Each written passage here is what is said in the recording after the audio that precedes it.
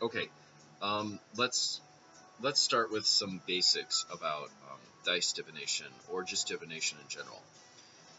In in divination, you need a way to sort of orient yourself, or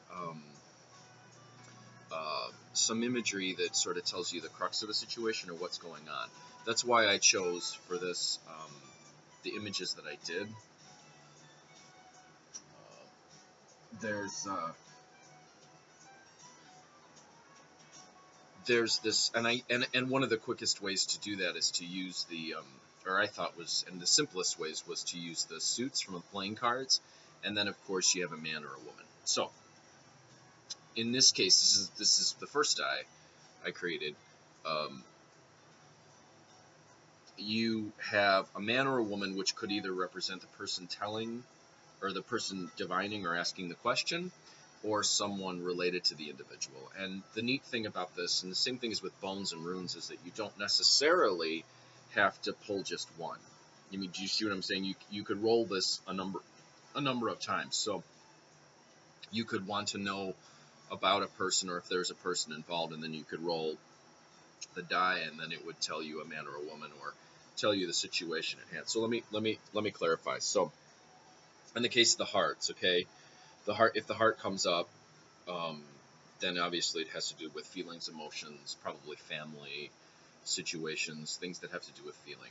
Um, and by the way, just to continue, I had the pictures on these recessed, and I didn't put any color on them because I didn't want the color or the paint or anything to affect, the rolling of the dice.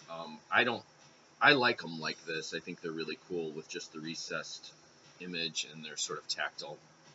Um, but I'm leaving them this way for people who get them, who if they want to personalize them, they can color these any color depending upon how they see the imagery. You see what I'm saying? So that they could use specific colors to help cue them. Okay, so I don't want to interfere with that. It's best that people choose. So like they could, paint the man, blue or black, or white, or the woman pink, or red, or or black, or whatever.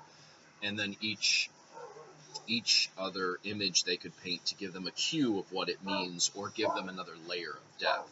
Okay, so the first one, in the first case, let's say you roll a heart. Well, a heart would have to do with feelings, emotions, like I said. Then say you got a club. The club would have to. Oh, by the way, the heart would be, a time of year would be summer. Okay, so then we had the clubs. I mean, I'm just doing this, and as I pull them up, there's no specific order. That could be spring. It could be luck if you choose to accept it. It could indicate, and I have two lucky. I have two lucky images on the dice, but this could be a luck. It's a lucky situation if you choose to go forward and accept it. Diamonds have to do with security, so that would come up with all things that have to do with security. Um, what's the other one? Spades have to do with power, or development of power. That could be winter. Diamonds, by the way, would be autumn. And then you got your man or your woman. And like I said, that could be the individual that's coming up, who's asking the question is coming up, or it could be another person that's coming up. So, and you could roll them a number of times depending on it, but I'll go into that in a later video. So I think I got all of them, right? So it's good to have, and this is why I considered this when I first started this. I said, well, I should probably have something that orients or tells me in what area this question or situation or the reading that I'm doing is relevant. So let's say let's say I roll it and I get spades. I'm going to say this has to do with power, either the person's either power being exercised on them trying to exercise their own power. In some cases, people see spades as a bad suit, usually because the person is a victim of someone else's power, domination.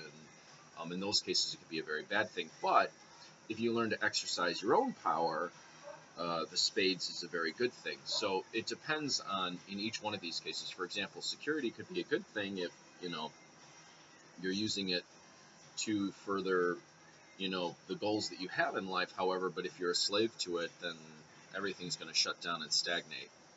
I mean, think about it this way: if you always have autumn, you're going to get mold, you're going to get rot, you're going to get decay. At some point, the freeze has to come in to take care of that, or you have to have a spring or a summer, a different season in the cycle. So if you're always doing feelings and there's no logic, which I would say would be the clubs, if there's always feeling and no logic, then you're going to be spilling everywhere without any boundaries, any order to what you're doing. So this, so think about this when, even in your regular divination, what's the orienting piece? What does it tell you about? What area of life is it telling you about? What is it telling you about the person who's asking the question's psyche? So if this comes up a man, I'm going to know that, and it's a woman, I'm going to know that her mind is always, in her mind, her psyche's on a man, and everything's going to rearrange to that, where she's putting her mental thoughts. Because where your energy, where your mind goes, your energy flows. Okay, so this dice sort of tells you, where it's going. Okay, it's going to spring. Where is it? It's going to spring. It's going to beginnings. It's going to spades. Well, that's going to ends. It's going to autumn. Well, that's going to the harvest time. This person's going to be reaping. So think about that as you work with any kind of divination. And even if you make your own set of, you could use dice and use numbers for these, and to represent these. What's the orienting piece? What area of life? Where's the individual's mind? That will tell you a lot about where the outcome's going to go and how to predict where things are headed. Okay.